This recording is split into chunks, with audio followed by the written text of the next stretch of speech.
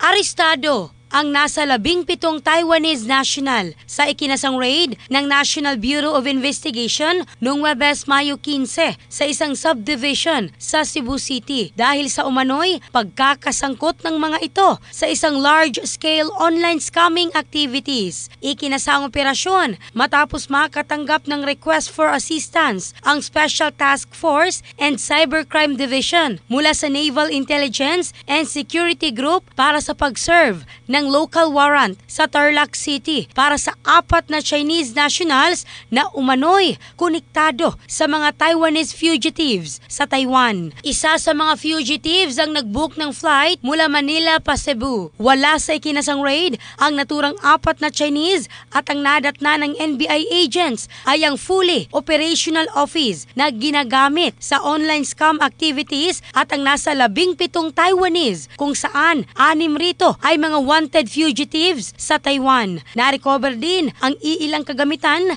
kagaya ng 17 CPU at 23 mobile phones na kanilang ginagamit sa umano'y romance scam. Nasa kustudiya na ng NBI Sevro ang mga naaresto at nakatakdang ilipat sa Manila. In the heart of changing lives, ako si Michelle Craste ng Brigada News Philippines, the Music and News Authority.